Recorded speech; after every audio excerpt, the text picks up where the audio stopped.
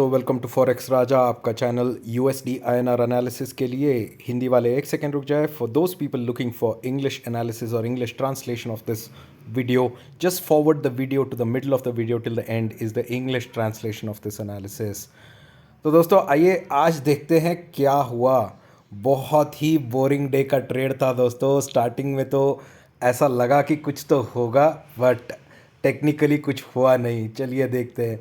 ये देख सकते हैं दोस्तों, मॉर्निंग 9 o'clock को 9 o'clock से 10 मिनट पहले एक बड़ा मूव आता है, और ये मूव भी ऑलमोस्ट 82 78 79 को फिजल हो जाता है। तो इसको कंपेयर करते हैं मेरे कल के एनालिसिस से। मैंने कल के एनालिसिस में मैंने क्या बोला था, 8265 के ऊपर रहेगा तो बाई करूँगा 82.65। ये 82.65 के ऊपर ओपन हुआ 9 o'clock को। 68 के ऊपर क्या हुआ, 72 82.72 के पास आया, उसको भी ब्रेक कर दिया और डायरेक्ट गया 78 पे। बट 72 के ऊपर मैंने एक लेवल दिया था 82.83, और वो लेवल को फिर से तोड़ नहीं पाया और फिर डाउन हुआ। फिर से सपोर्ट लिया 68 पे, फिर से अप हुआ, फिर से डाउन हुआ और फिर से अप अभी 5 बजे के बाद। क्योंकि आज यूएस मार्केट बंद है दोस्तों, कोई ज़्यादा एक्शन नहीं रहेगा जो मैं एक्सपेक्ट कर रहा हूँ। बट 7 बजे से यूरो जोन में 3 ये थे स्पीच थे यूरो के सेंट्रल बैंक के लीडर से या यूरो के फेडरल बैंक के लीडर से कुछ मैसेजेस आया। उसके बाद क्या हुआ, डॉलर इंडेक्स थोड़ा स्ट्रांग हो गया है दोस्तों। तो अभी फ़िलहाल स्पॉट होल्ड कर रहा है 82-72 के ऊपर। क्या यही ओपनिंग होगा वो देखना पड़ेगा दोस्तों। बट अभी भी मेरे हिसाब से एक रेंज में बंधा हुआ है, कोई न्यूज़ नहीं है। मेजर न्यूज़ क्या है, मेजर ट्रिगर क्या हो सकती है वो समझते हैं दोस्तों। दोस्तों अगर हम ये 1 आवर का चार्ट देखें ना, तो ट्रेंड तो मुझे पॉजिटिव बनता हुआ नज़र आ रहा है। ये कहीं पे भी ट्रेंड ब्रेकिंग नहीं दिखा दे रहा है। ट्रेंड स्लोली हायर हाई बनाते हुए जा रहा है, स्पेशली लास्ट 4 डेज से। ठीक है, ब्रेकडाउन नहीं दे रहा है, 8256 के नीचे ब्रेकडाउन नहीं दे रहा है, जो पॉजिटिव पॉइंट है। और अपसाइड स्लोली हायर हाई बनाते हुए बहुत धीरे तरीके से जा रहा है। एक इंपॉर्टेंट न्यूज़ आने वाला है दोस्तों, या अनाउंसमेंट आने वाला है कि क्या यूएस अपना इंटरेस्ट रेट बढ़ाएगा। अगर यूएस जॉब्स के डेटा के बेसिस पे या नॉन फार्म पेरोल्स के डेटा के बेसिस पे अगर यूएस इंटरेस्ट रेट बढ़ाता है, तो गारंटीड हम वापस अपसाइड पे ही ट्रेंड करेंगे दोस्तों। अगर यूएस ने फेडरल बैंक कहीं पे भी ये अनाउंसमेंट करता है कि भाई हम इंटरेस्ट रेट नहीं बढ़ाएंगे अगस्त के महीने में, तो सितंबर के महीने में, तो फिर एक थोड़ी सी करेक्शन आने की चांसेस है दोस्तों। ये है मेजर न्यूज़। और ये कब आ सकती है, सितंबर 2nd वीक या 3rd वीक के बीच में है। मैं एग्जैक्ट इवेंट आपको कल तक बता दूंगा दोस्तों। जो वो इवेंट तक थोड़ा ऐसे ही रहेगा मूवमेंट मेरे हिसाब से। तो हमें न्यूज़ बेसिस पे ट्रेड करना पड़ेगा और टेक्निकल बेसिस पे ही ट्रेड करना पड़ेगा कुछ दिन यूएसडी आईएनआर में।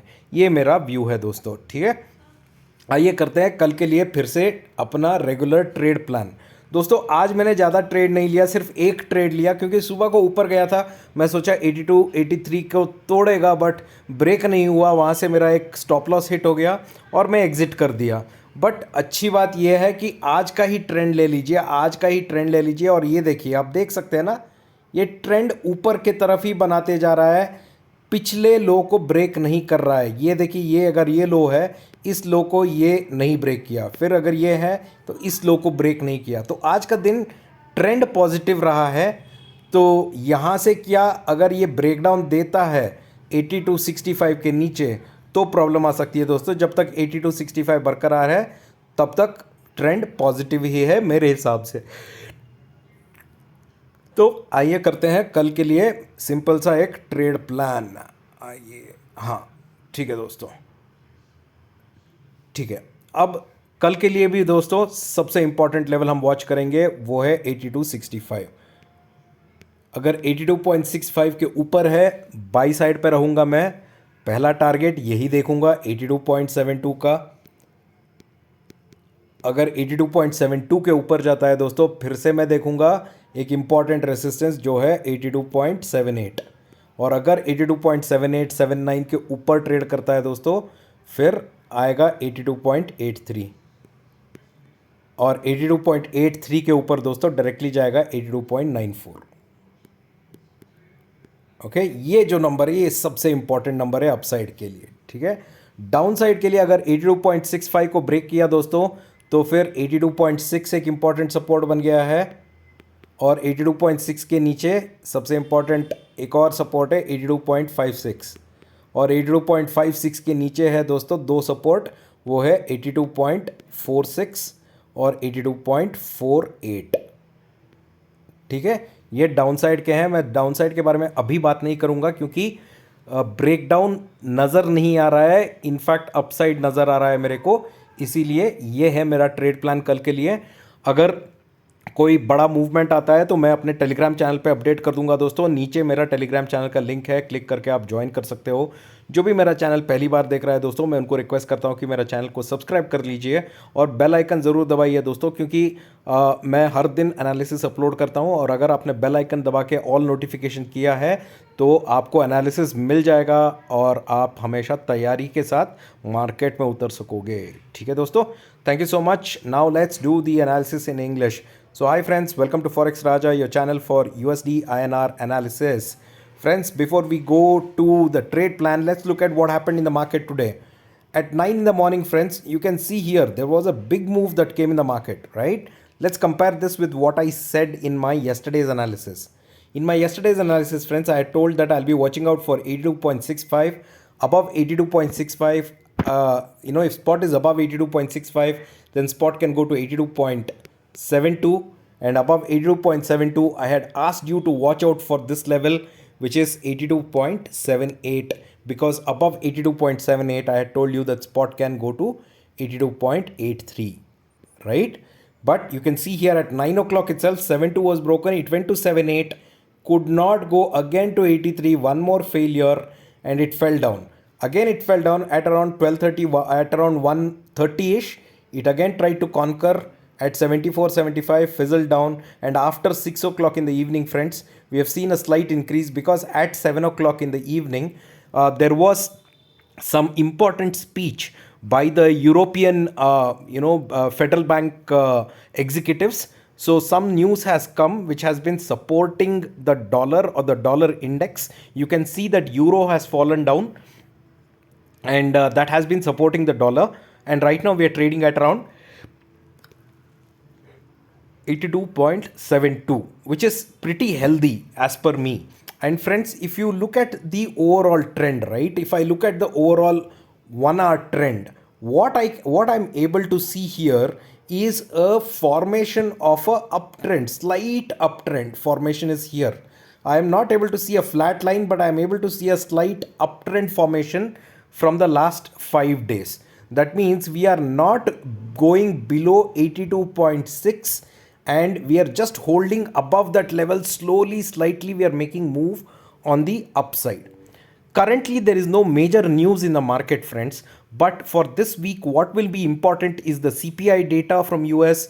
There will be jobs related data again that will be coming, because all these data will decide whether US is going to increase the interest rates in the month of September or not.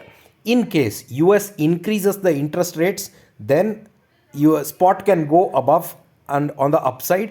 If US does not increase the interest rate and pauses the interest rate, at that time spot will go down, friends, and might take support around 82.39. That's what I am expecting.